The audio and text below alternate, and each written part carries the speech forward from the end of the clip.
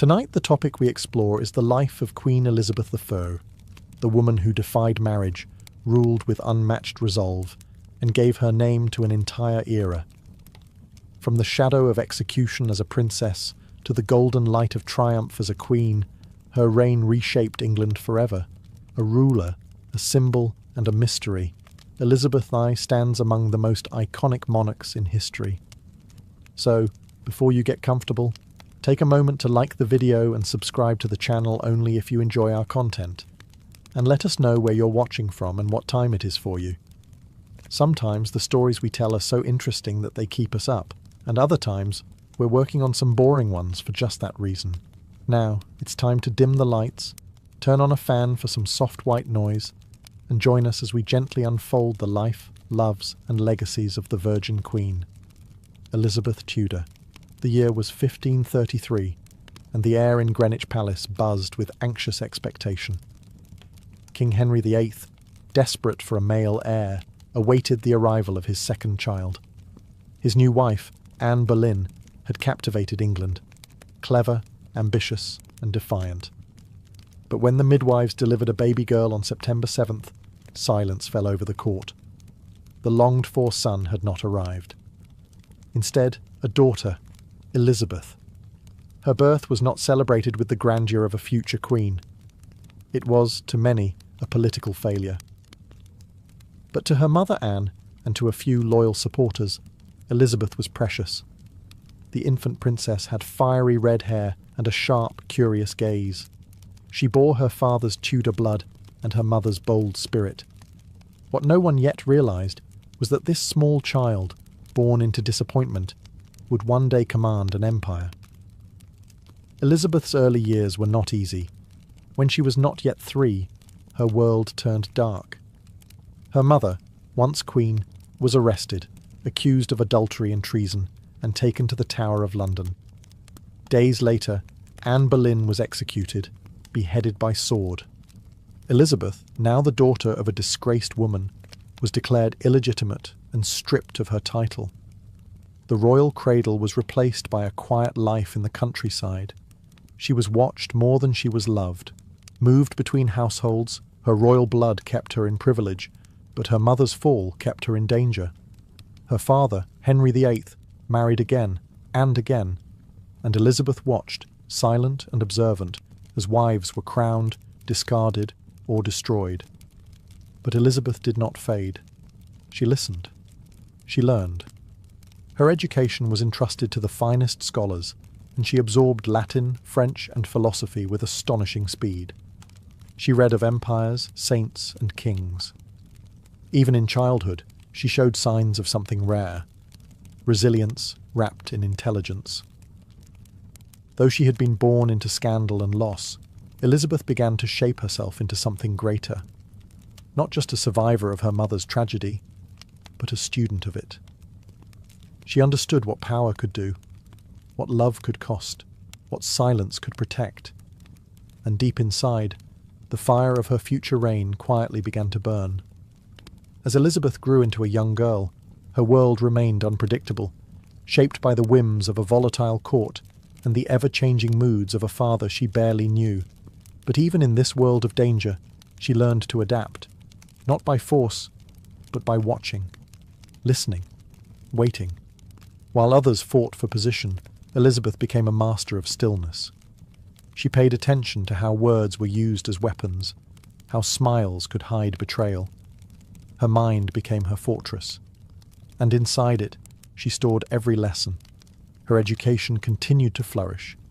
Elizabeth read the works of Cicero and Seneca, absorbing the logic of ancient Rome and the grace of classical poetry.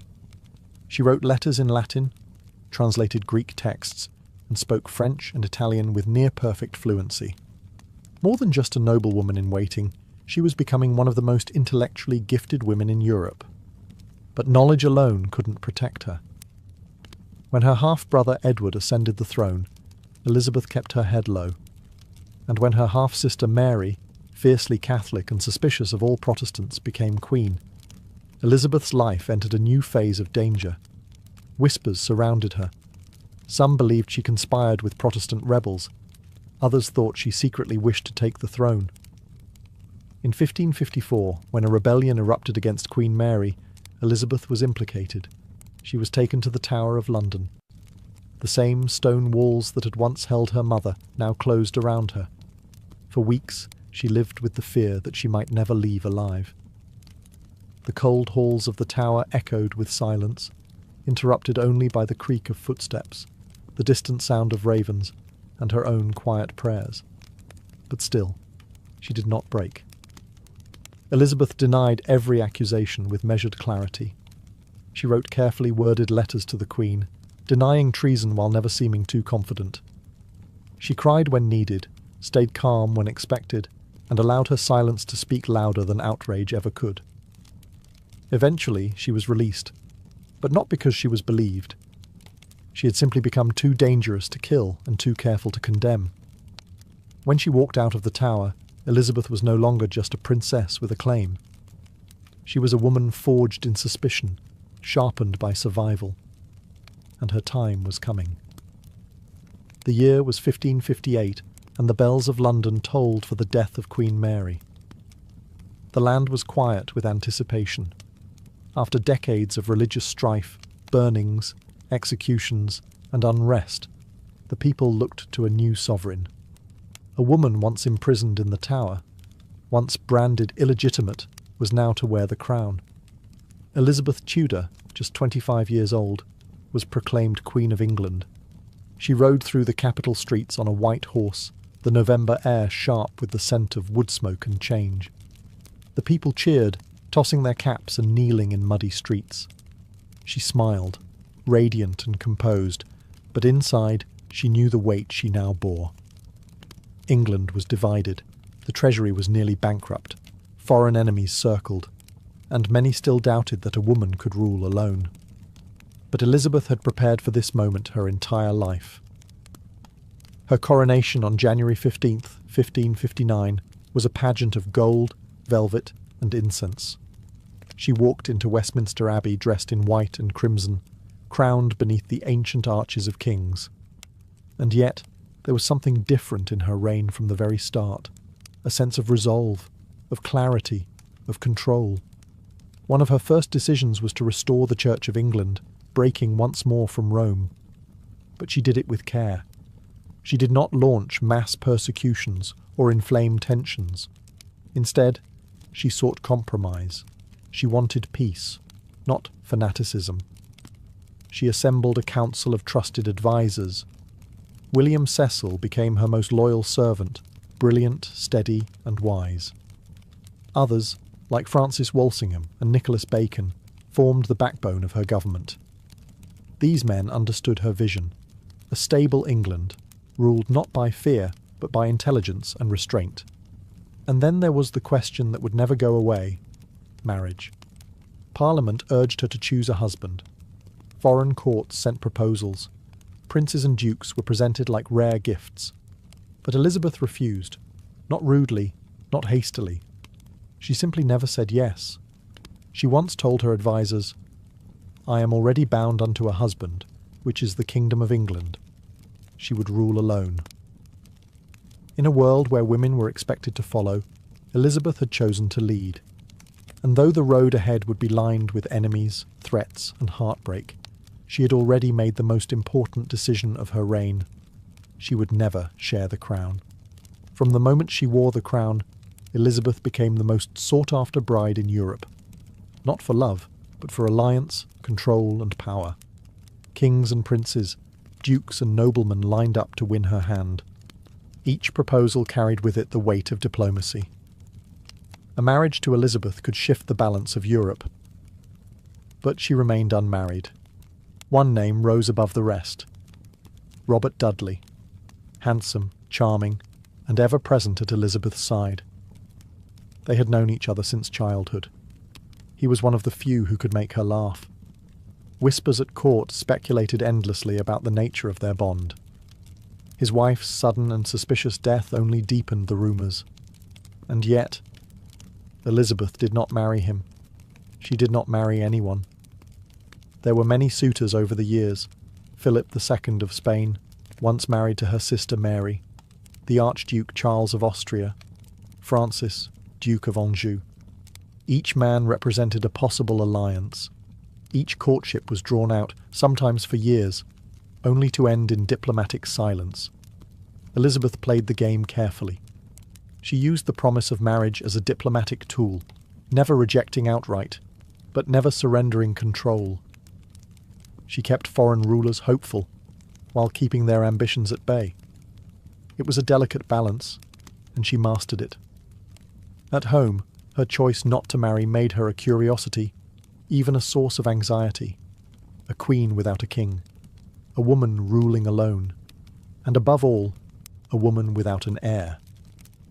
Still, she crafted a new identity, the Virgin Queen. She transformed what others saw as a weakness into a symbol of divine purpose. Paintings began to depict her not just as a monarch, but as a myth, draped in pearls, bathed in light, untouched by earthly concerns. She belonged not to any man, but to England. In truth, the choice was both personal and political. Elizabeth had seen too clearly what marriage could cost, how it could weaken a queen, make her vulnerable, or worse, allow another to rule in her name. She valued her sovereignty too much. So she walked alone. And with every year, that decision echoed more powerfully. Elizabeth was not just England's ruler. She was its bride. As Elizabeth's reign deepened, her court blossomed into something extraordinary. More than a seat of governance, it became a stage, where wit, poetry, art, and ambition all danced beneath the Queen's gaze. It was a theatre of power, and Elizabeth was its leading lady. The court at Whitehall and Richmond glittered with silk and gold. Courtiers arrived dressed in the latest fashions, ruffled collars, jewelled sleeves, and velvet robes. Yet beneath the shimmer, a quiet competition brewed. Every look, every gesture, every carefully chosen word was a move in a larger game, to win the Queen's favour. Elizabeth encouraged it. She loved spectacle. Masks, dances, and elaborate entertainments filled the royal calendar. Poets like Edmund Spenser wrote verses in her honour. Painters immortalised her in portraits as mythic and ageless, with symbolic pearls, celestial globes, and serene expressions. These were not just flattery, they were propaganda, carefully crafted to reinforce her power. And then, of course, there was William Shakespeare. Though he never performed directly for Elizabeth in his early years, his work rose alongside the golden age she nurtured. His plays explored ambition, betrayal, love, and fate, themes she knew all too well. But court life was not all elegance and artistry. It was also dangerous. Beneath the surface, rivalries brewed, factions formed, spies listened. Elizabeth maintained control with remarkable finesse. She never married, yet she played favourites, raising men like Robert Dudley, Walter Raleigh, and the Earl of Essex to great heights, only to cast them down when they overreached. Still, she rewarded loyalty and brilliance. Her closest advisers remained constant, especially William Cecil, her backbone in policy and planning. With his help, she maintained a delicate balance, allowing just enough freedom to keep the court vibrant, but never enough to threaten her throne. Though the pressures of rule were immense, Elizabeth rarely showed weakness. Even as the years passed, she wore the mask of magnificence. Her makeup grew heavier, her hair more elaborate, but it was all part of the performance. She was creating an image, one that would outlast her. To her people, the court was a mirror of her rule, majestic, intelligent, and fiercely controlled. And at its centre stood a queen who understood better than anyone that power wasn't just taken, it was performed. Though Elizabeth's court dazzled with poetry and splendour, shadows gathered beyond the palace walls. Her reign was marked not only by brilliance, but by constant threats, some born from ambition, others from blood. Among the most dangerous of these was her own cousin, Mary, Queen of Scots. Mary was everything Elizabeth was not: Catholic, widowed young, and a former Queen Consort of France. To many English Catholics, Mary had the stronger claim to the English throne. She was seen not just as an alternative, but as the rightful queen. And worse still, she was living under Elizabeth's watchful eye. After being forced to abdicate her Scottish throne, Mary fled to England in 1568, expecting Elizabeth's protection. What she found instead was elegant imprisonment. She was moved from castle to castle, closely guarded, politely confined. For nearly 19 years, Mary was a guest in a gilded cage. But she was never harmless. Plots formed around her. Letters were smuggled. Conspirators whispered her name in darkened halls. Some wanted to kill Elizabeth and place Mary on the throne. Time and again, Elizabeth hesitated. Mary was, after all, royalty, a fellow queen, and Elizabeth believed deeply in the divine right of monarchs. How could she justify executing one of her own? And yet, the plots kept coming. Finally, one went too far. In 1586, the Babington plot was uncovered, a conspiracy to assassinate Elizabeth and free Mary. This time, the evidence was undeniable. Mary's own letters were discovered, proving her involvement. Elizabeth wrestled with the decision. She signed the death warrant, then paused, then signed again.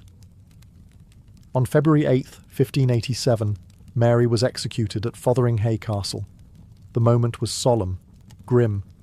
Mary wore red, the colour of Catholic martyrdom. When the axe fell, Europe was horrified. Elizabeth herself retreated into days of silence. She claimed the execution was done without her final consent. But the deed was done. The Queen had destroyed her greatest rival. It was a turning point, not just politically, but emotionally. From that moment forward, Elizabeth became more isolated. She trusted fewer people. Her decisions carried more weight. She knew now, in the most painful way, that being queen meant carrying both the crown and the consequences. She had survived rebellion, but it cost her a piece of her soul. The year was 1588, and a storm was coming, not from the skies, but from across the sea. For decades, tension had simmered between Protestant England and Catholic Spain. At last, the conflict erupted into the most iconic military crisis of Elizabeth's reign, the Spanish Armada. Spain, led by King Philip II, had once been Elizabeth's suitor. Now, he was her enemy. Outraged by Mary, Queen of Scots' execution, and angered by English raids on Spanish ships, Philip launched a grand invasion. Over 130 ships, carrying more than 30,000 men, set sail for England. It was called the Invincible Armada. England was outmatched, fewer ships, fewer men, less firepower. But Elizabeth had something Spain didn't: speed, strategy, and unshakable resolve. As the Armada approached, Elizabeth travelled to Tilbury, where English troops awaited. Clad in armour, beneath a silver breastplate, she delivered a speech that would become legend. "I may have the body of a weak and feeble woman, but I have the heart and stomach of a king, and of a king of England too." Her words stirred the soldiers, but the battle would be fought at sea. English ships, smaller and faster, harassed the Spanish formation in the narrow channel. Fireships scattered the fleet at Calais, and then nature intervened. Terrible storms battered the Spanish as they tried to flee north around Scotland and Ireland. Many ships were wrecked. Thousands of men were lost. When it was over, only half of the Armada returned to Spain. The invasion had failed. Elizabeth had survived. But the victory was not just military. It was symbolic. England, small and divided only a generation before, had stood against the most powerful empire in the world and endured. Elizabeth's image as the Virgin Queen became more powerful than ever. She was no longer just a monarch, she was a national icon. Paintings showed her standing tall with her hand over the globe, her gown studded with eyes and ears, symbolizing her awareness, her command. The moment solidified her legacy. The defeat of the Armada didn't end all threats, but it marked a turning point. Elizabeth's England would never be underestimated again. And the Queen, once doubted by kings and dismissed as a woman alone, had now proven herself invincible. In the years that followed the defeat of the Spanish Armada, Queen Elizabeth I stood at the height of her power. Her face adorned medals, coins, and tapestries. Foreign ambassadors bowed with reverence. Her people praised her as Gloriana, the shining jewel of England. But time, like the tide, could not be held back. The Queen, who once dazzled with youth and wit, now entered her 50s and 60s. Her most trusted counsellors began to die. William Cecil, her wise and faithful adviser for 4 decades, passed away. Robert Dudley, perhaps the only man she ever loved, died unexpectedly in 1588. When she heard the news, she locked herself in her chambers and refused to eat for days. The court grew colder.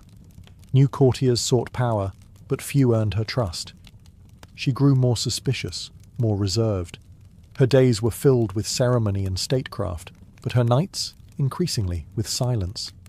One of her last favourites, Robert Devereux, the Earl of Essex, embodied the trouble of this fading era. Young, charming, and ambitious, Essex captured Elizabeth's favour, but also her ire. He disobeyed orders, failed in battle, and eventually led a reckless rebellion against the crown in 1601. Elizabeth was forced to sign his death warrant. He was executed for treason, and with him, another piece of her heart vanished. Economically, the country strained. War had emptied the treasury. The cost of living rose. The once glittering court became more ceremonial, less vibrant. Yet the people still loved her. They saw in Elizabeth not just a queen, but the spirit of their nation, enduring, proud, and unyielding. In her final years, Elizabeth refused to name a successor, fearful that it would undermine her authority while she still lived. She stood alone, increasingly weary, yet unwilling to let go of power. The once glorious pageants grew fewer. The dances slowed. The sparkle dimmed, but the crown remained firmly on her head. She wore white lead makeup to mask the aging face beneath. Her hair, once auburn, was now a wig, but she still stood tall in her towering gowns, her voice commanding even when her strength waned. In her twilight, she clung to one thing above all else, her image, because she knew, long before others did, that her legend would outlive her. By the dawn of 1603, Queen Elizabeth III was a woman at the end of a long and extraordinary journey. She had ruled England for 44 years, guiding it through rebellion, invasion, plague, and Renaissance. But now, at age 69, she was tired. She withdrew more often from public life. Her appetite faded. She grew thinner, more distant, sometimes lost in thought for hours, sitting silently beneath the windows of Richmond Palace. Those closest to her knew the Queen was slipping away. She refused to take to her bed. Perhaps it was pride. Perhaps it was fear of the symbolism. A monarch lying down meant a monarch nearing death. She stood or sat on cushions on the floor for hours, dressed in white, cloaked in silence. When her doctors pressed her to rest, she replied softly, "Must is not a word to be used to princes." In her final days, Elizabeth reportedly pointed to the name of James VI of Scotland as her successor, son of Mary, Queen of Scots. It was a full circle of fate. The woman she had once executed would now have a son inherit her throne. But there was no bitterness in it, only inevitability. On March 24, 1603, the Virgin Queen passed away in her sleep. The news echoed through London. Bells rang, black cloth draped the streets, and her people mourned. Not just the loss of a ruler, but the end of an age. The Tudor dynasty was over. Yet something remarkable happened. Elizabeth's legend did not fade. It grew. She was remembered not as a frail, aging monarch, but as the radiant queen who had stood tall against empires, who gave her name to an era of discovery, drama, and defiance. She became myth.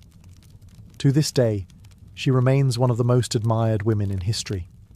The Virgin Queen, the Gloriana, the mother of her people, who ruled alone, and left behind a golden age.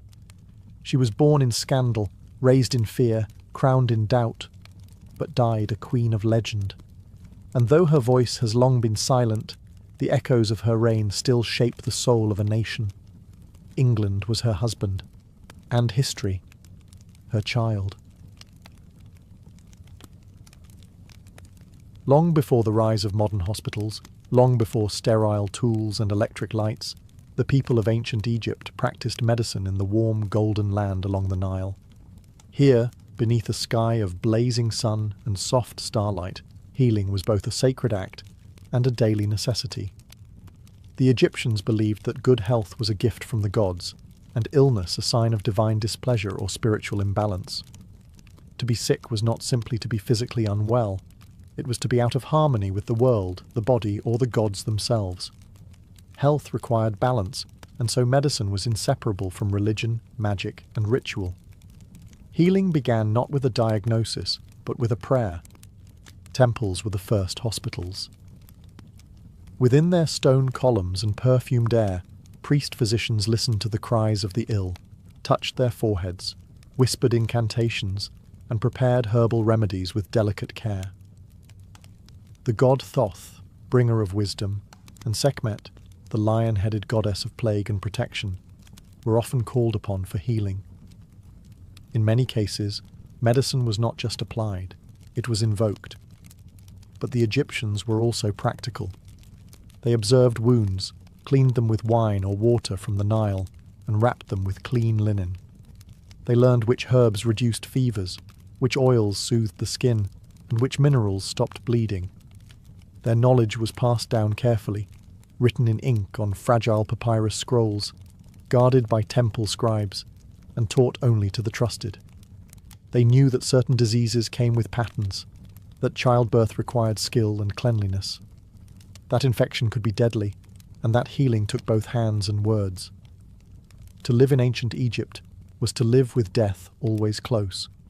Crocodiles in the river, sandstorms in the desert, and disease in every corner. But it was also to live with beauty, rhythm, and care. People bathed daily. They used ointments to soften their skin, chewed herbs to freshen their breath, and honoured their bodies as sacred vessels. Medicine in ancient Egypt was not just about survival. It was about preservation, of health, of life, and eventually of the soul itself. In the land of the Nile, healing was both a science and a prayer whispered to eternity. In the world of ancient Egypt, a healer was never simply a doctor. He was often a priest, a scholar, and a servant of the gods. Medicine was not merely learned, it was revealed through divine connection. And so, the earliest physicians were temple-bound, guided by sacred texts and celestial forces. These physician priests were known as Sunu. They did not wear white coats, but linen robes. They carried not stethoscopes, but scrolls, amulets, and carved ritual tools. They served not only the sick, but the gods who watched over the health of all. One such deity was Thoth, the ibis-headed god of wisdom, writing, and sacred knowledge. He was believed to have gifted medicine to mankind, recording its principles in books locked deep within temple libraries. Thoth's presence was invoked whenever healing began, his name whispered before a word was spoken or a wound touched. But the most feared and revered goddess in this realm was Sekhmet. With the face of a lioness and eyes of fire, Sekhmet represented both disease and its cure. She was said to bring plagues upon Egypt when angered, but also to lift them when appeased. Prayers to Sekhmet were spoken with awe. Her priests memorized hundreds of rituals to calm her wrath and channel her healing strength. When a patient fell ill, the Sunu consulted the gods through ritual. They would anoint sacred statues, burn incense, and chant over water to make it holy. Sometimes, healing began with a dream. Patients slept inside temples, hoping the gods would reveal the cure while they rested in divine silence. Yet alongside the gods stood men like Imhotep, a real physician, architect and sage who lived over 4,000 years ago, and was later worshipped as the god of medicine. Shrines were built in his name, and his wisdom was thought to protect against sickness, even centuries after his death. This was the heart of Egyptian medicine, divine and practical, ancient and eternal. To treat the body, one had to honour the spirit.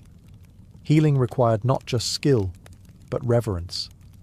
Every remedy was a ritual, every illness a message from the heavens.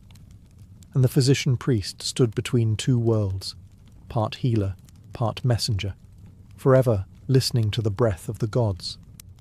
Deep within the storerooms of ancient temples, where the air was dry and the scent of incense lingered, scrolls were kept like treasure. Among them was one of the greatest artifacts of healing ever written, the Ebers Papyrus. Discovered in the 19th century but penned over 3,500 years ago, this massive scroll stretched over 65 feet long. Written in careful hieratic script, it contained more than 700 remedies, spells, and surgical techniques. It was not just a medical manual. It was a living reflection of how the Egyptians viewed the body, disease, and the unseen forces that moved between them. The papyrus addressed nearly every part of the human form. There were treatments for eye infections and stomach pain, for broken bones and hair loss, for breathing troubles and even mental disturbances. Some cures were purely herbal: cloves, honey, onions, and resins ground into pastes or steeped in wine. Others required chants or ritual gestures, calling on divine names to activate their power.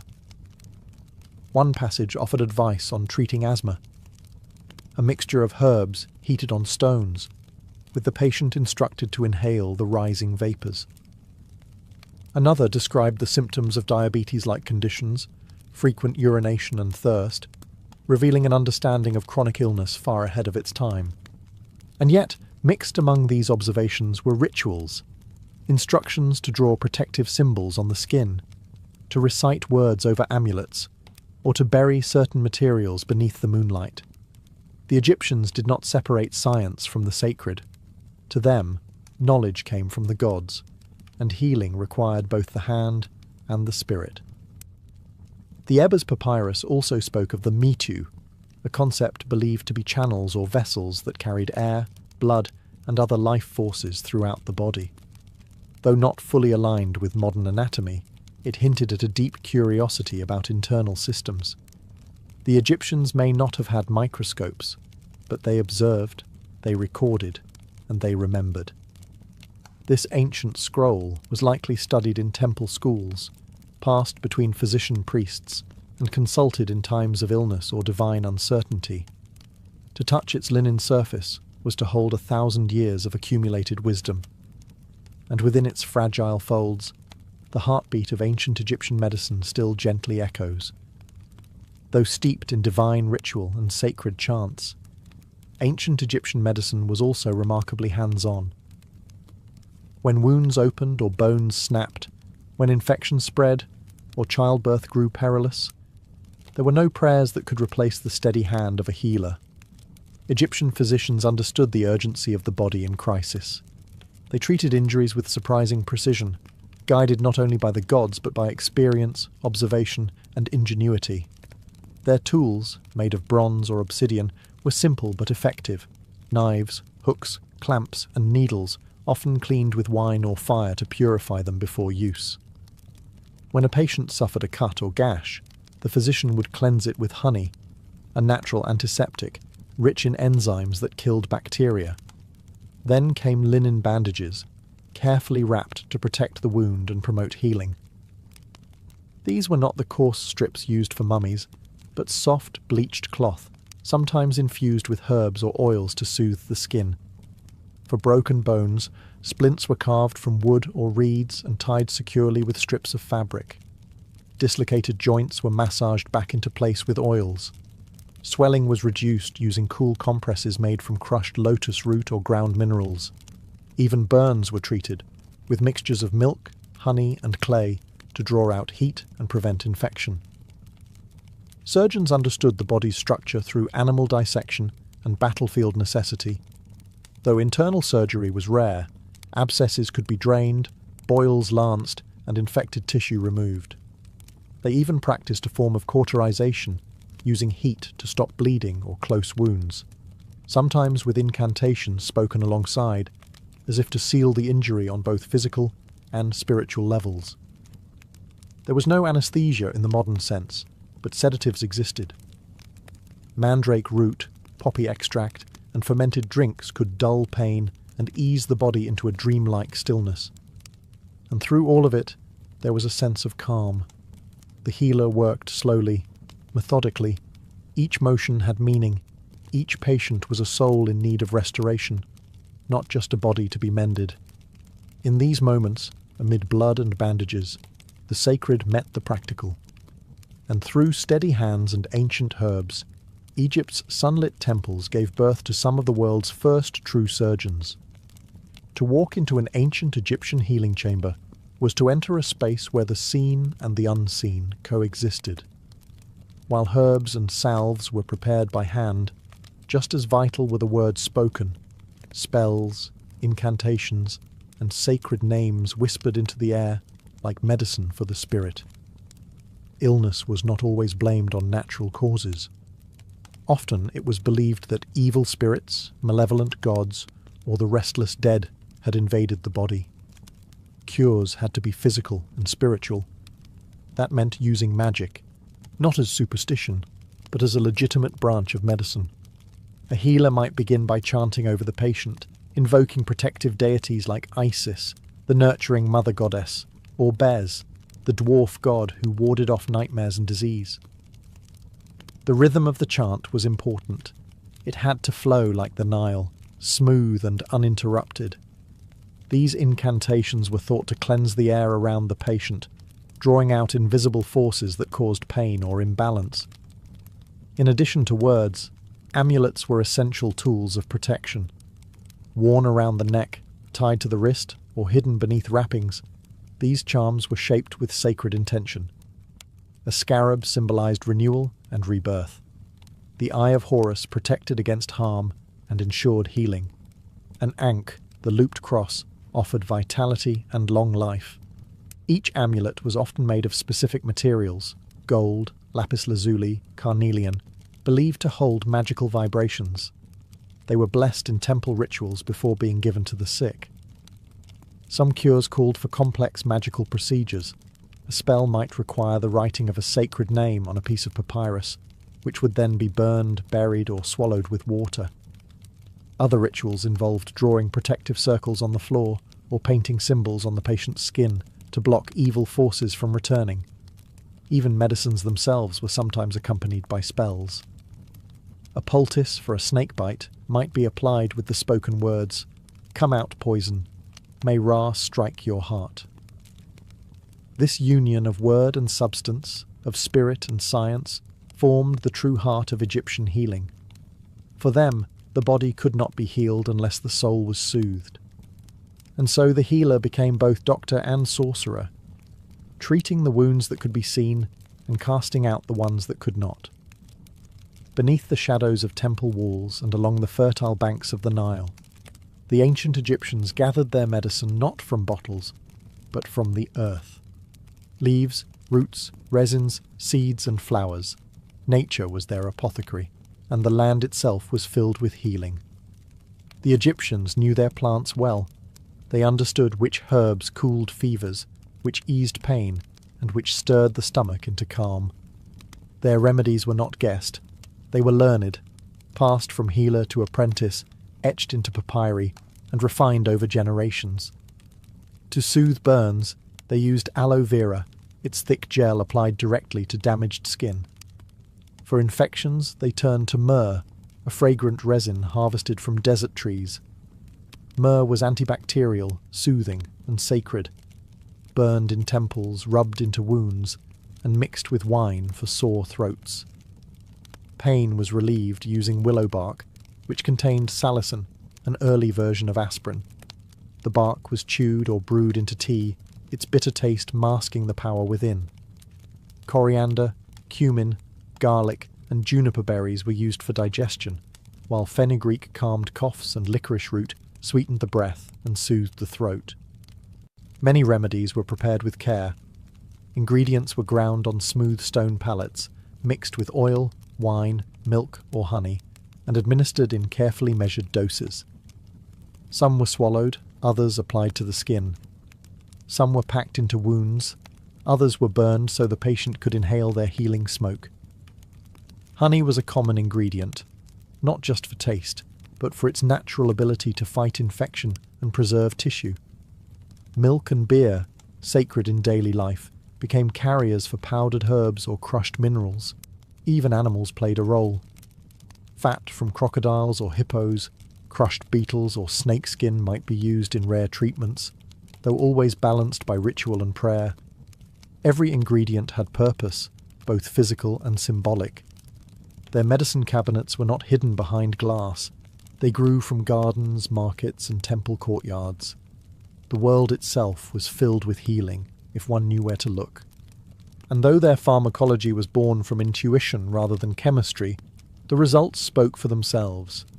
For in ancient Egypt, plants were more than tools. They were silent physicians, rooted in the rhythms of life.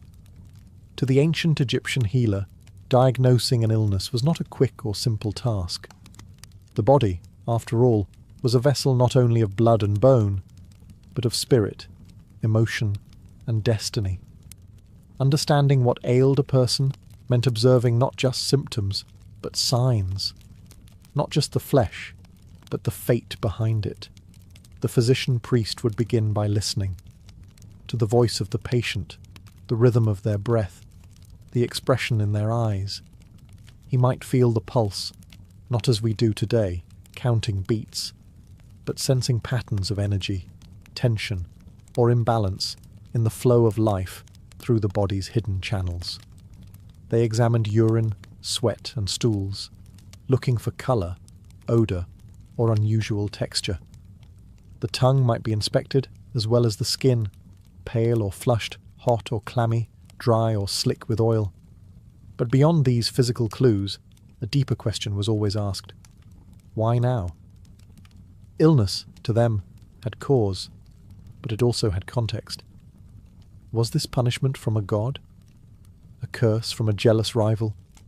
An unseen spirit clinging to the soul? In more mysterious cases, healers turned to divination. They might consult the Book of Dreams, interpreting visions the patient had while sleeping.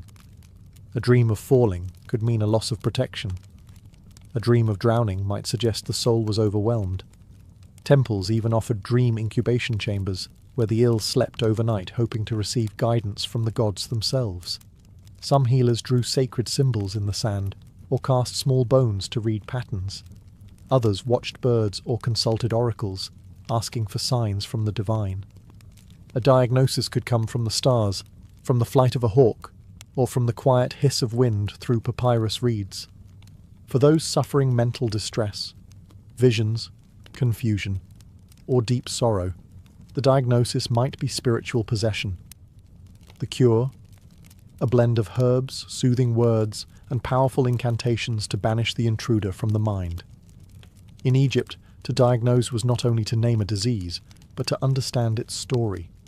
Every illness had a beginning, a message, and, if the gods willed it, a cure. And the healer's role was to uncover that hidden thread and gently bring it back into balance. To the ancient Egyptians, death was not the end. It was a continuation, a doorway, a sacred transition from one world to the next. And just as a physician healed the living, he also prepared the dead. The art of mummification was, in truth, a final act of medicine.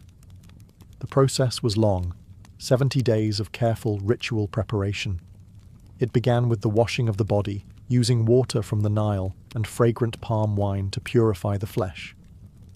Then came the removal of the internal organs, the stomach, intestines, lungs, and liver, each carefully taken and placed into canopic jars, watched over by protective gods. The heart, believed to house the soul and memory, was often left inside the body. In some cases, it was replaced by a sacred amulet, a scarab, to ensure safe passage through the afterlife. The most delicate step was the removal of the brain. A long, hooked tool was inserted through the nose, breaking the thin bone behind the eyes. The brain was drawn out in fragments, not considered vital for the afterlife. Once emptied, the body was packed with natron salt, a powerful drying agent. For 40 days, it rested in stillness as moisture left the flesh.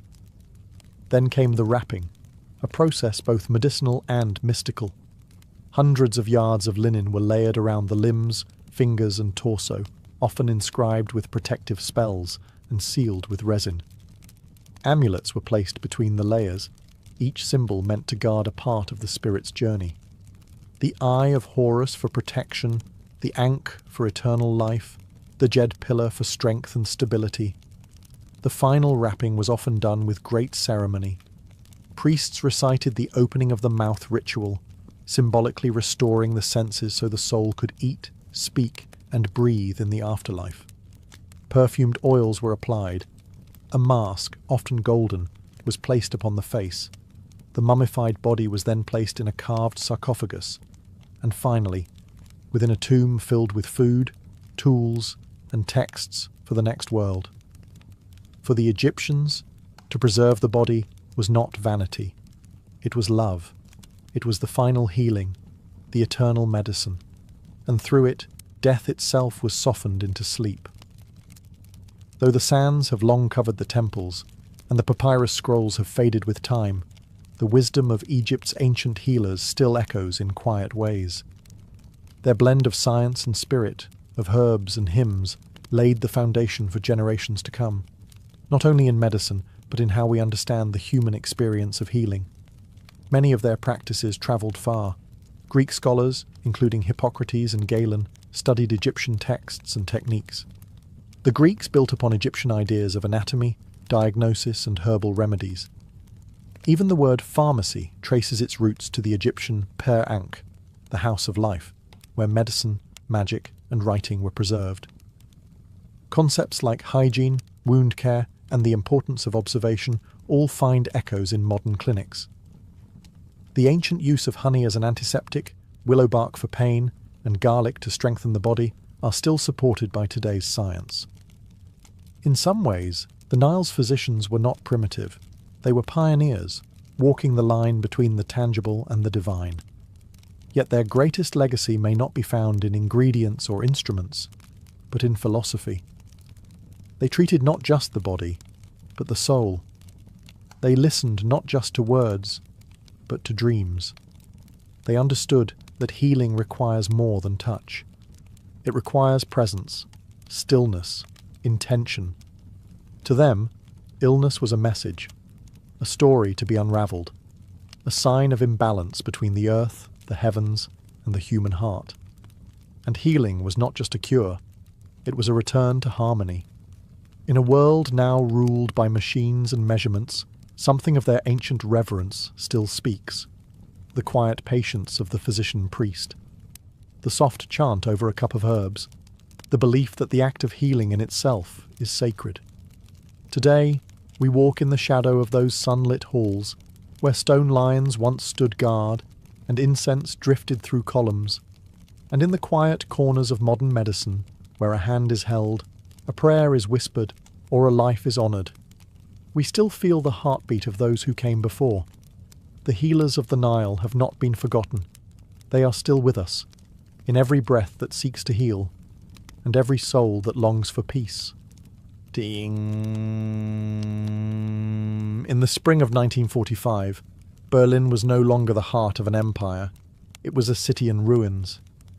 Bombed from the sky, battered by tanks and hollowed by years of war, the once proud capital of Nazi Germany was now a silent landscape of crumbling stone and broken windows.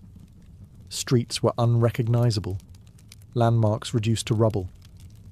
The war had ended, but what followed was not peace.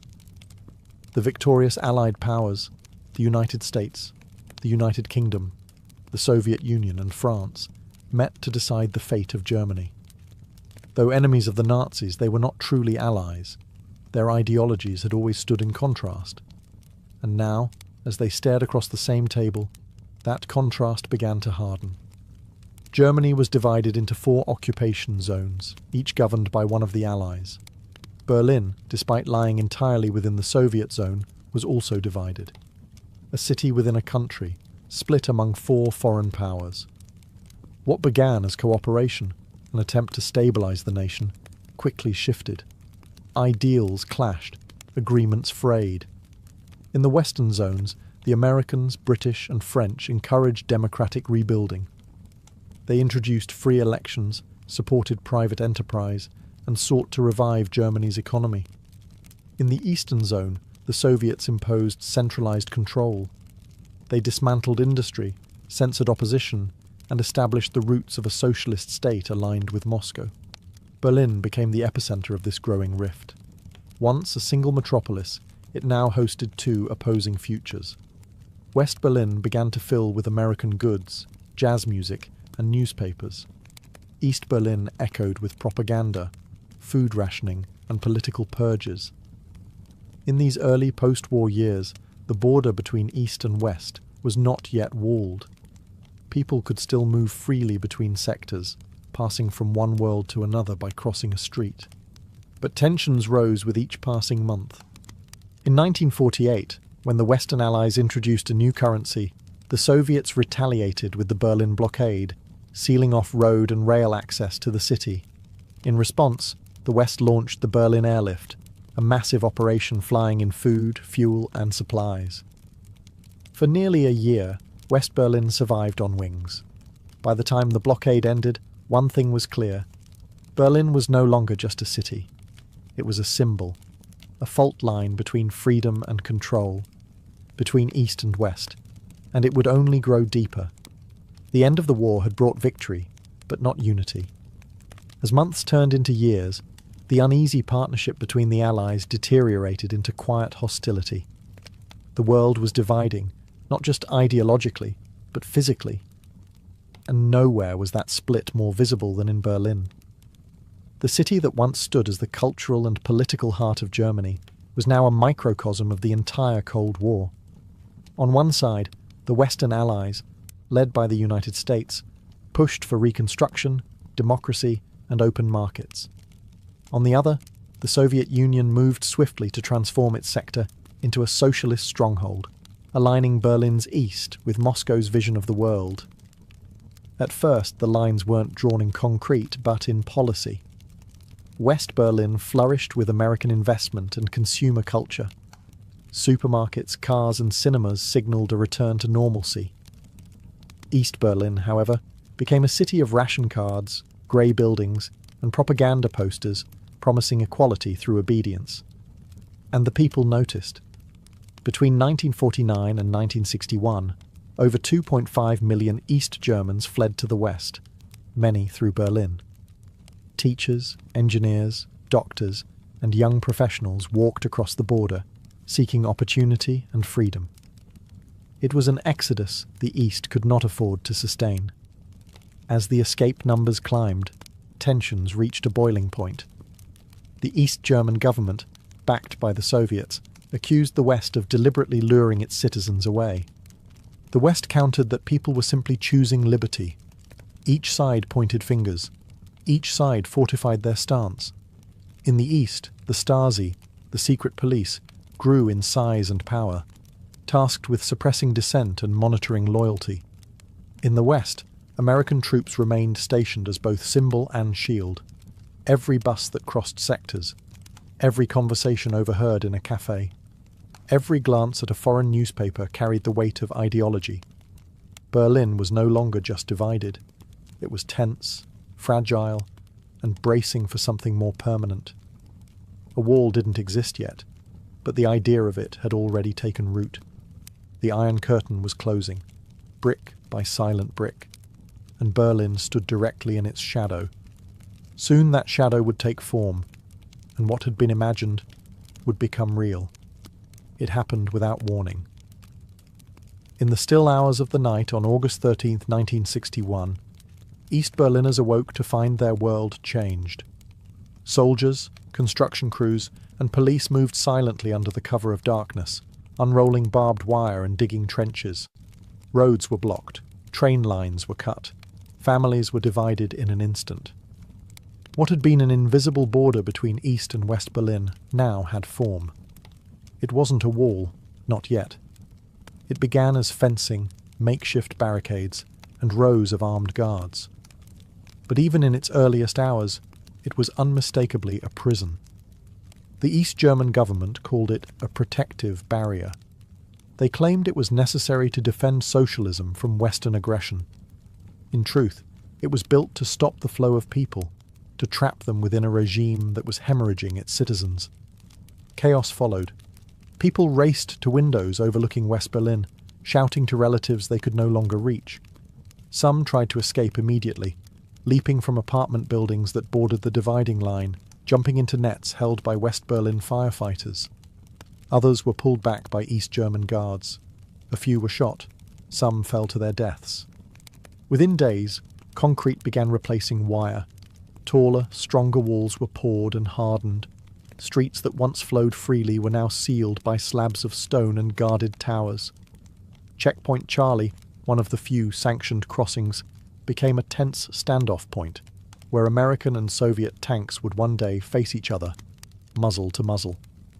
The wall grew quickly, 96 miles of separation, encircling West Berlin like a noose. Watchtowers, searchlights, tripwires, and anti-vehicle trenches turned the border into a militarized zone. Anyone caught attempting to cross could be arrested, shot, or disappear entirely. It was more than a structure. It was a message.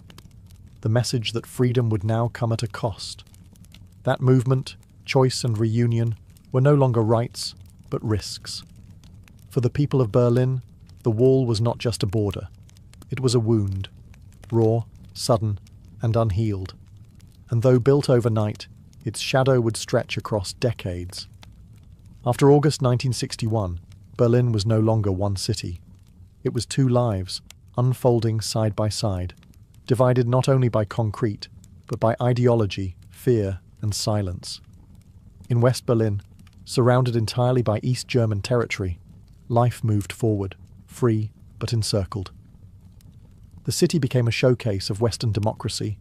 Streets buzzed with cafes, bookstores and universities. Western radio and television broadcast news, music and culture. American troops patrolled visibly, a quiet guarantee of protection. Yet despite its freedom, West Berlin remained an island, cut off, isolated, always aware of the wall just blocks away. For those living in East Berlin, life was more carefully controlled. The government promised safety, equality, and jobs for all. But behind that promise stood a powerful instrument of surveillance, the Stasi, East Germany's secret police. They listened, watched, and recorded. Nearly 1 in 6 East Germans became informants, sometimes willingly, often under pressure. Neighbours spied on neighbours. Teachers monitored students. Friends vanished after private conversations. A wrong word could mean arrest. A joke could end a career. And still, most people endured. They worked, raised families, went to concerts and museums, but always with a sense that someone was listening, that their lives were not entirely their own. The wall became part of the landscape. Children grew up playing in its shadow, never having known a time before it. Lovers stood on opposite sides, waving silently across the divide. Grandparents died without seeing their grandchildren again. Even telephone lines between East and West were severed. Letters were censored. Emotions had to be folded up, like maps of a city you could no longer reach. And yet, people adapted. West Berliners held protests and candlelight vigils. East Berliners found quiet joy where they could, through music, poetry, whispered dreams. Churches became places of refuge, where resistance could be spoken behind stained glass and candles. But no one ever forgot the wall. It was always there, grey, cold, and watching. A constant reminder that freedom could be taken in a night. And for the people of Berlin, life became a balancing act, of hope and resignation, of love and loss, of waiting and remembering. Waiting for the day the wall might fall. The Berlin Wall stood as a fortress, concrete, steel, and silence. But even the strongest walls could not stop the human desire for freedom. And so, from the moment it rose, people began searching for ways to go over, under, and through. Some tried within hours. In those first confused days, people leapt from windows of buildings that bordered the west. Some made it. Others fell to their deaths as East German authorities rushed to brick up the exits. Over time, the escapes became more desperate and more daring. One group of friends spent months digging a tunnel beneath the wall, hauling dirt out in buckets and working by candlelight. In the end, 29 people crawled to freedom through that narrow passage. Another family floated across the border in a homemade hot air balloon, stitched together from scraps of nylon and powered by propane tanks. Others hid in modified cars, curled beneath floorboards or crammed into secret compartments behind dashboards. A young man once drove full speed into a checkpoint with his windshield removed, so the border guards couldn't see him duck moments before he crossed. The gamble worked. He lived. Some tried to swim, the icy waters of canals and rivers offering a dangerous but open route. A few succeeded. Many did not. Bullets were often faster than water. In total, more than 5,000 people successfully escaped from East Berlin during the wall years. But over 140 lost their lives in the attempt. Each one became a symbol of courage, desperation, and the cost of control. Among the most haunting was Peter Fechter, an 18-year-old shot while trying to climb over the wall in 1962. He fell back into the death strip, crying out for help as soldiers stood watching. No one came. He bled to death in view of the world. His story, and so many others, echoed beyond Berlin, stirring outrage and sorrow across the globe. For those who escaped, life in the West was often bittersweet. Freedom came with guilt, grief, and the knowledge that loved ones remained behind. But each successful crossing struck a quiet blow against the wall's power, because every escape was more than a journey. It was a reminder that no wall, no matter how high or guarded, could stop the will to be free. Not everyone could escape. For many in East Berlin, crossing the wall was never an option. Family, risk, or circumstance held them in place. But staying didn't mean surrendering. In the quiet corners of everyday life, resistance took root, not with weapons, but with words, whispers, and willpower. Writers and poets smuggled their work westward, publishing banned manuscripts under pen names. Their voices, too dangerous to speak aloud in the East, were carried over the airwaves by Western radio. Even the act of listening became an act of rebellion, tuning into radio-free Europe, volume turned low, curtains drawn shut. Churches became sanctuaries, not just of worship, but of truth. While the state watched schools and workplaces, the Lutheran Church offered space for discussion, dissent, and hope. In candlelit halls, people gathered to talk about peace, reform, and the possibility of change. The regime tolerated the church only reluctantly, and its leaders became guardians of the last slivers of free thought. Artists turned blank walls into symbols. Painters created surreal, dreamlike pieces laced with meaning. Musicians recorded underground cassettes filled with lyrics that criticized the regime in metaphor. Even graffiti, dangerous and illegal, became a voice in the dark. Students passed notes in code. Families told jokes behind closed doors. Children grew up learning to speak in two ways, one for school, one for home. The Stasi watched it all. Their network was vast. Informants in universities, apartment buildings, theatres. A careless comment could result in interrogation or worse. Yet still, people resisted. Not loudly, not always visibly, but persistently. In West Berlin, solidarity movements rallied and amplified those voices. Activists sent books, letters, and support across the divide. Western musicians held concerts at the wall, their music spilling over the concrete. David Bowie, in 1987, sang Heroes, just meters from East Berlin, his voice heard by thousands on both sides. Some resistance was dramatic, others quiet and slow burning. But each act, no matter how small, was a refusal to forget that freedom existed just beyond reach. The wall could divide a city, but it could not fully crush the human spirit. In silence, in song, in secret smiles, resistance endured. And beneath the surface of control, something was shifting. By the mid-1980s, change was stirring, not just in Berlin, but across the Eastern Bloc. The Soviet Union, long the architect of East Germany's policies, was beginning to shift. Under Mikhail Gorbachev, reforms known as glasnost, openness, and perestroika, restructuring, began to ripple through the rigid steel of communist control. But East Germany's leadership resisted. Hardline and paranoid, they rejected reform, insisting that socialism would continue untouched. Yet the people knew otherwise. The outside world was no longer out of reach. Western television beamed images of prosperity. Radio waves carried voices of change. Travellers returned with stories of life beyond the wall. Then something unexpected happened. In Hungary, a fellow Eastern Bloc nation, border fences began to come down. In May 1989, Hungary opened its border with Austria, creating a quiet escape route to the west. Thousands of East Germans poured into Hungary, then crossed into Austria and freedom. This wave of defiance sparked a chain reaction. Peaceful protests spread through East Germany. In Leipzig, citizens gathered in churches and public squares, holding candles and chanting "Wir sind das Volk," "We are the people." Their message was clear. The government no longer spoke for them. Week after week, the protests grew. In Dresden, Berlin, and other cities, tens of thousands marched, peacefully but with conviction.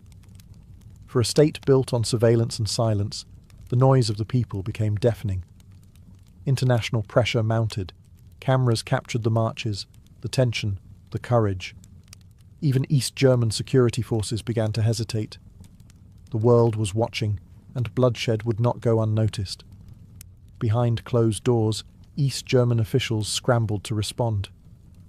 In their desperation to calm the protests, they made a mistake. A single sentence at a press conference, delivered without clarity, suggesting that travel restrictions would be eased, effective immediately. The meaning was misunderstood. The people heard one thing: the border is open. That single crack, spoken in confusion, was enough. Crowds began to form at the checkpoints demanding passage. The guards, stunned and uncertain, reached for phones that no one answered. And on that fragile, quiet confusion, a wall that had stood for 28 years began to tremble. It was the night of November 9th, 1989, cool, quiet, and unremarkable at first. But by evening, something extraordinary began to unfold. Following the now infamous press conference blunder, where an East German official stated that citizens could cross the border immediately, thousands of East Berliners gathered at the wall. Confused, excited, skeptical, they came with passports, questions, and hope. At checkpoint Bornholmer Strasse, the guards were overwhelmed. They hadn't received orders. No one knew what to do. Crowds grew. The chants became louder. "Open the gate!" Some guards shouted into phones, asking for instructions, asking for help. But the higher-ups too were caught off guard. No orders came. And then, at 10:45 p.m., a miracle born of hesitation happened. A single border guard, faced with thousands of unrelenting citizens and no clear direction, made a choice. He opened the gate. Within moments, people surged forward, laughing, crying, embracing strangers. East Berliners poured into the west, where crowds were already waiting with champagne, flowers, and tears. The divide of decades was now a flood of joy. As midnight approached, Berliners climbed the wall itself. They stood atop the concrete monster that had haunted them for 28 years, arms raised to the sky. Some chipped away at it with hammers and chisels, turning the wall into dust and souvenirs. Others simply sat in silence, unable to speak through the emotion. There was no violence, no sirens, no bullets, only freedom. The world watched in awe. News anchors struggled to hold back tears. Politicians scrambled to understand what was happening. But for the people of Berlin, there was nothing to debate. The wall had fallen, not by decree, not by policy, but by the will of those who refused to live divided. That night, the city sang. Streets once patrolled by soldiers rang with music, clinking glasses, and the murmur of reunions. Siblings met after decades. Old lovers embraced. Strangers kissed through wire fences now pulled apart. The wall had tried to silence them. But on that night, it became the loudest silence in history, broken not by bombs, but by joy. And in those early morning hours, Berlin was whole again, not yet officially, but undeniably. The wall had fallen. But the path to healing was just beginning. In the weeks that followed November 9th, 1989, Berlin transformed. Borders stayed open. Guard towers were abandoned. Bulldozers moved in. Pieces of the wall were chiselled away, kept as souvenirs, sold in markets, sent around the world. Each fragment, a symbol of something bigger, a victory of unity over division. On October 3rd, 1990, less than a year later, East and West Germany were officially reunified. The flags changed. The maps were redrawn. Berlin was no longer an island, no longer a front line. It was once again the capital of a single sovereign nation. But reunification was not instant harmony. East and West had grown apart, not just in wealth and infrastructure, but in memory. East Germans, or Ossis, had lived under surveillance and restriction. West Germans, or Wessis, had lived in freedom, but often misunderstood what life behind the wall had cost. The physical barrier had been removed, but emotional ones took longer. Still, Berlin moved forward. The Brandenburg Gate, once trapped in the death strip between two worlds, became a symbol of celebration. Unity Day became a national holiday. Streets were renamed. Statues came down. And still standing pieces of the wall were left as memorials, not to glorify the past, but to remember it. Today, Berlin is a city reborn. Its walls are now covered in art. Its once divided train lines now run uninterrupted. Where soldiers once stood with rifles, children now play, and where silence once lingered, music flows. But the memory endures. Museums and markers remind visitors where the wall once stood. Small brass plaques on sidewalks name those who died trying to cross. And every year, Berliners light candles on the anniversary of the wall's fall, not in celebration alone, but in reflection. Because the story of the Berlin Wall is not just about division, it's about resilience, about the quiet courage of those who stayed, the daring of those who fled, the voices that refused to be silenced. And in a world that still builds walls, Berlin remains a whisper, a reminder that even the tallest structures can crumble when people choose to stand together. The wall is gone, but the lessons remain. Wall. Before the violin took its shape, the world was already filled with stringed voices, soft, trembling notes that danced through temples, courts, and villages. The idea of drawing sound from string was ancient, older than memory itself. And for centuries, humanity experimented with ways to make wood, gut, and bow create something that resembled song. The earliest known bowed instruments came not from Europe, but from Central Asia and the Middle East. The rebab, with its round belly and haunting tone, spread through Islamic culture and into North Africa and Spain. In Byzantine lands, the lyra echoed in palaces and town squares. In medieval Europe, the fiddle and the viol took root. Flat-backed, fretted instruments often played in ensembles or to accompany dance. These early instruments shared a spirit, if not a shape.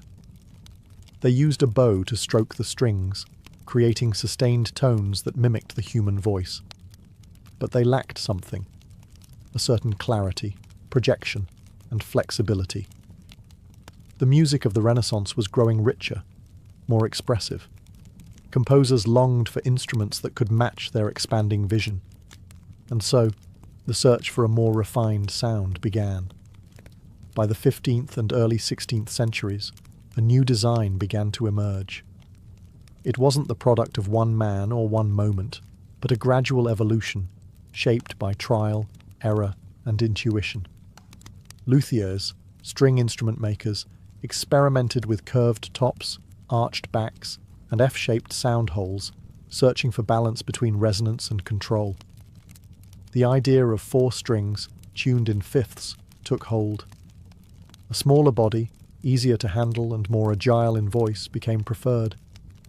And most importantly, the instrument was designed not to sit on the lap or be cradled like a viol, but to rest on the shoulder, held close, like a companion. This was not just a technical change, it was emotional.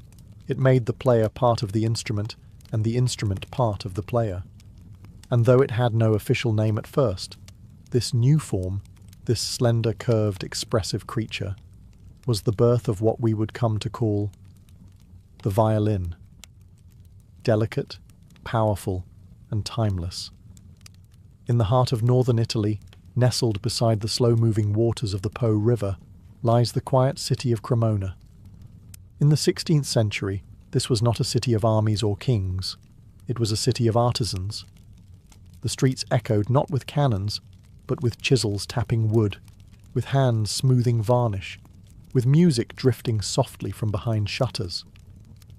It was here, in Cremona's workshops, that the violin found its true home.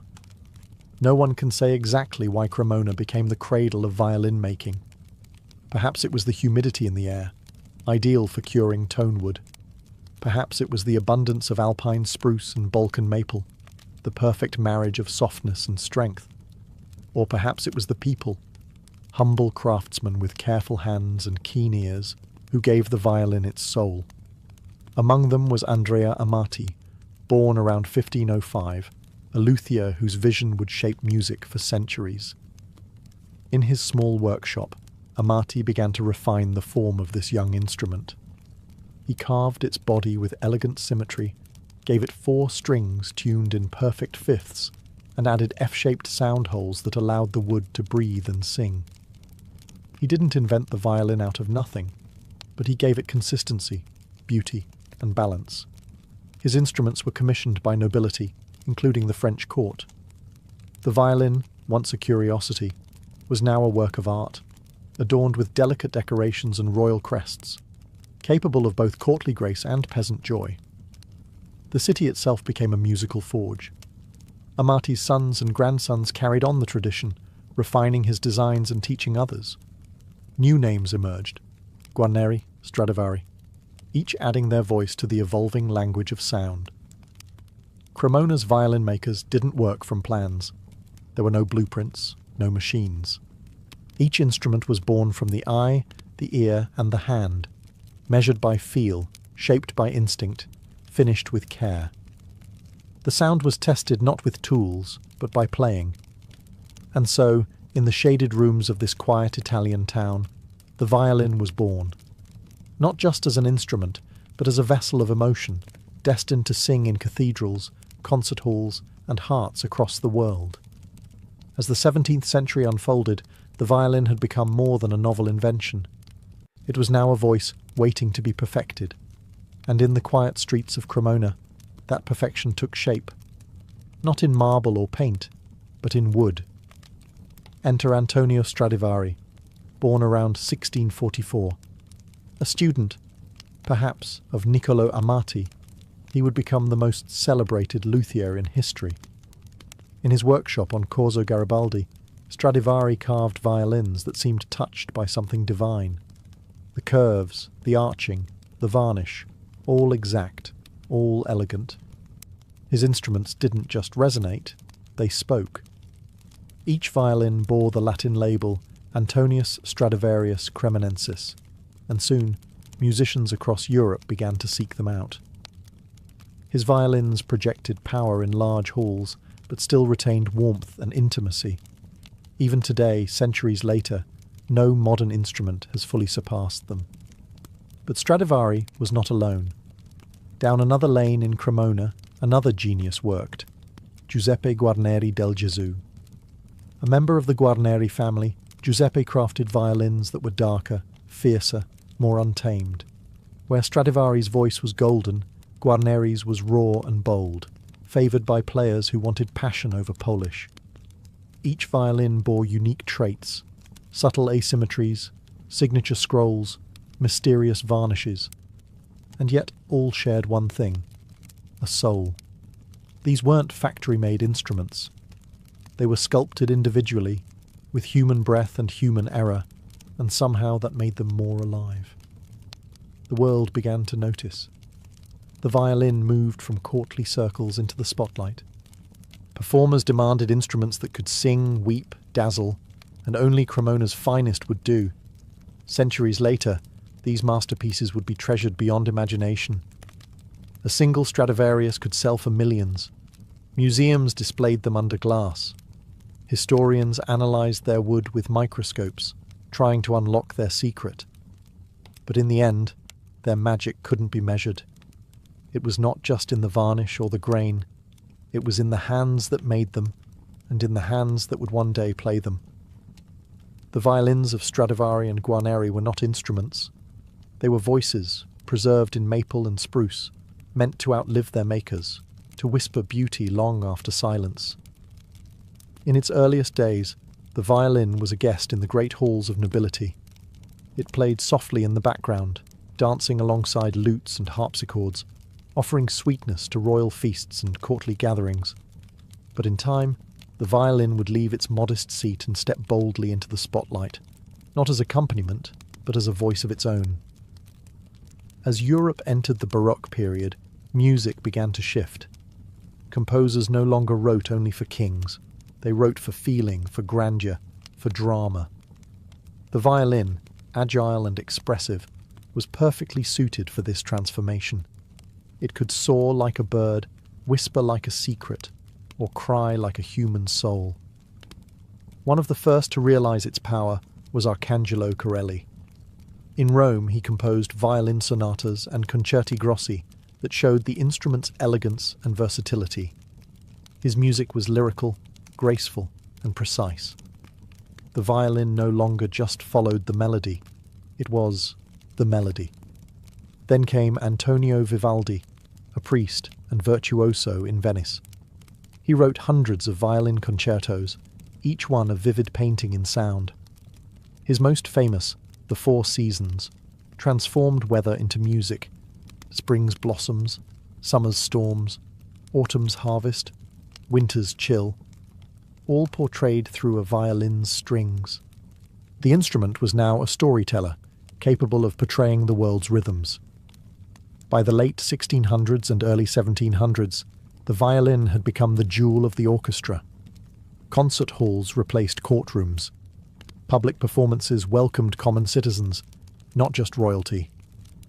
And on these new stages, the violin led the way, commanding attention, demanding emotion. Its shape had not changed much. The instrument itself was still slender and delicate, but its presence had grown. It was no longer a quiet companion. It was a voice for composers, a challenge for performers, and a bridge between the private and the public. The violin had stepped out of the salon and onto the world's stage, and with each performance, each concerto, and each trembling note, it proved that it was not just another instrument. It was the heart of the music. By the 19th century, the violin was no longer confined to elegance. It had become a force of raw expression, capable of thrilling crowds and revealing the most intimate corners of the human soul. And leading this transformation was a man who seemed to be born of myth, Niccolò Paganini. Tall, pale, with long black hair and eyes that burned, Paganini was both genius and enigma. When he played, his fingers blurred across the fingerboard. He leapt across octaves, bent notes into cries, and coaxed sounds from the violin no one thought possible. Rumours swirled. Some said he had sold his soul to the devil in exchange for his gifts. In truth, Paganini had simply mastered the violin in a way no one had before. He invented techniques that pushed the instrument to its limits. Left-hand pizzicato, double stops, rapid harmonics. His compositions weren't just difficult, they were daring, theatrical, emotional. Audiences were mesmerized, composers were inspired, and the violin was now seen not only as a beautiful instrument, but as a mirror of human passion. Others followed. Joseph Joachim, the poetic interpreter of Brahms. Pablo de Sarasate, whose elegance matched Paganini's fire. Fritz Kreisler, who infused charm and warmth into every phrase. Each left their fingerprint not only on the violin's music, but on the violin itself. Composers responded to this new era of virtuosity. They wrote violin concertos that demanded more than just skill. They demanded soul. Mendelssohn's concerto sparkled like moonlight. Tchaikovsky's burned with heartbreak. Brahms thundered with intensity. The violin was asked to feel everything, and it did. No longer limited to chords or accompaniment, the violin had become a soloist, a storyteller. It could now sing of joy and sorrow, fury and longing. In a single note, it could say what words could not. And for the listener, the experience was personal. The violin didn't just play music, it reached inside and stirred something ancient, something aching and beautiful. It was no longer just about performance. The violin had become the voice of the soul. To play the violin is an art, but to make one is something even more elusive. The violin is not assembled, it is sculpted, coaxed from wood with patience, instinct, and centuries of inherited knowledge. No factory or machine can replicate the hands of a master luthier. The process begins with wood, not just any wood, but carefully chosen pieces with the right grain, age, and resonance. Spruce for the top, light and vibrant. Maple for the back and sides, strong and flexible. The wood must be seasoned, sometimes for decades, to reach its perfect voice. Then comes the carving. The arch of the body must be just so. The thickness of the plates, the exact shape of the F-holes, the curve of the scroll, all impact the sound. Luthiers work slowly, listening as they shave away slivers. The goal is not perfection, but balance, between strength and vibration, brilliance and warmth. And then there is the varnish, a mystery that has puzzled scientists for centuries. The golden glow of a Stradivarius, the dark fire of a Guarneri. Each was finished with secret blends of oils, resins, and pigments. Was the magic in the ingredients, or in the hands that applied them? Modern researchers have X-rayed, CT scanned, and chemically analysed the great violins of the past. They've measured frequencies, modelled acoustics, even recreated 3D printed copies. And yet, no one has fully unlocked the secret. Because the secret may not be in the material, but in the relationship. A great violin is more than its parts. It is the product of hours spent listening, adjusting, feeling. The luthier taps the wood, bends the grain, senses its potential.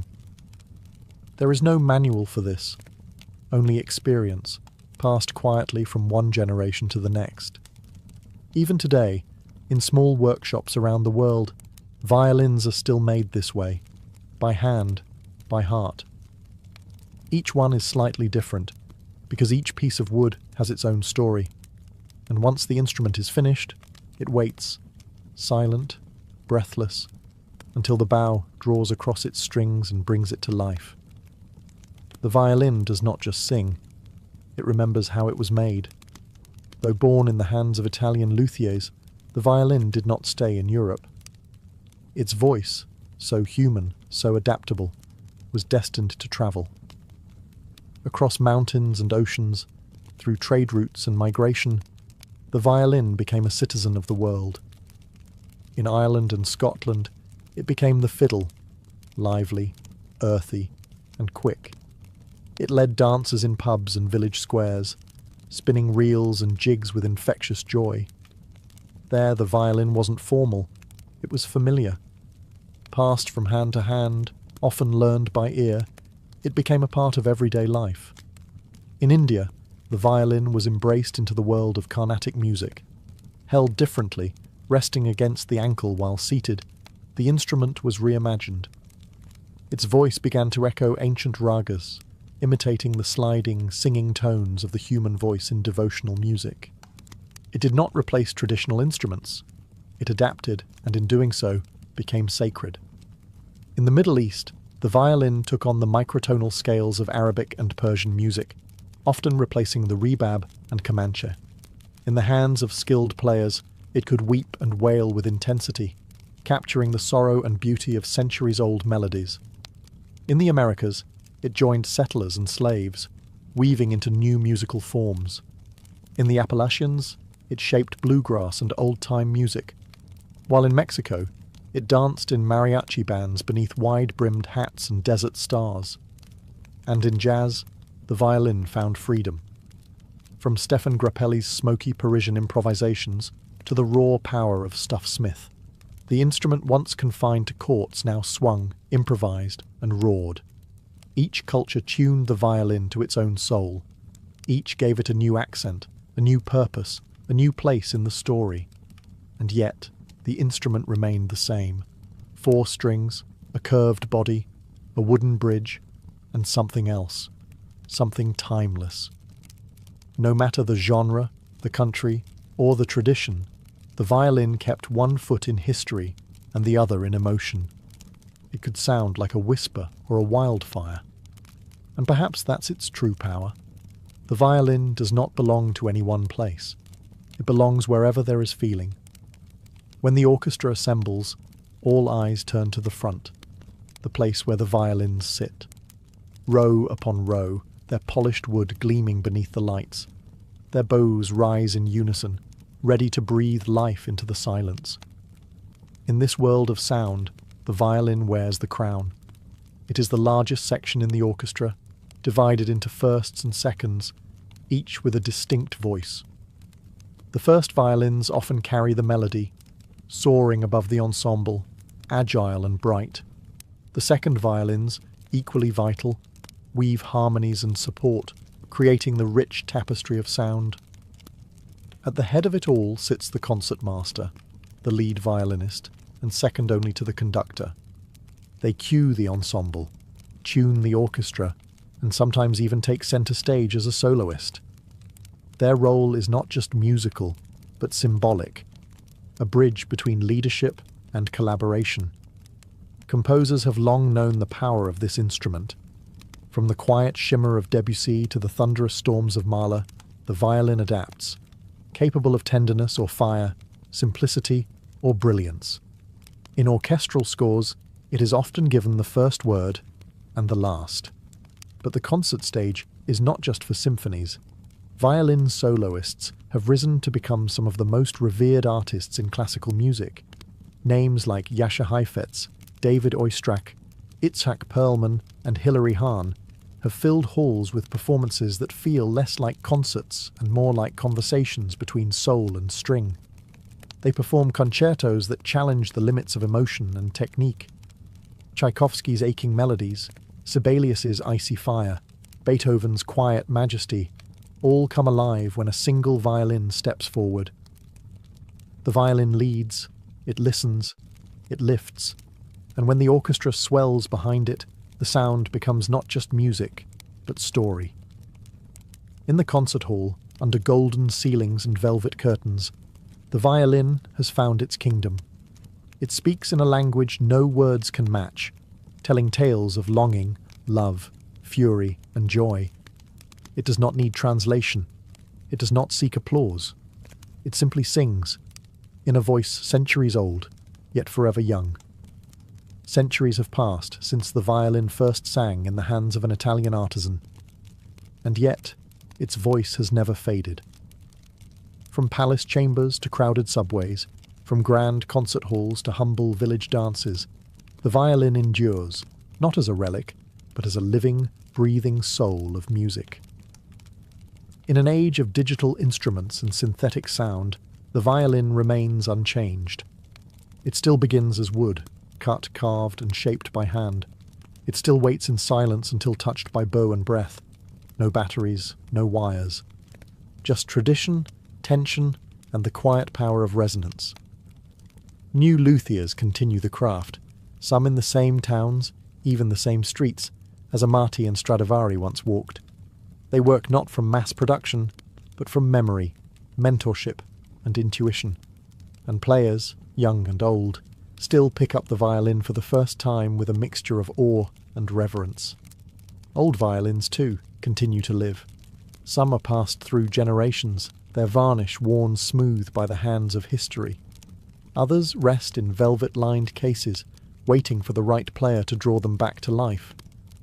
A Stradivarius, built in the 1700s, can still hold a room in silence with a single note. But the violin is not confined to the past.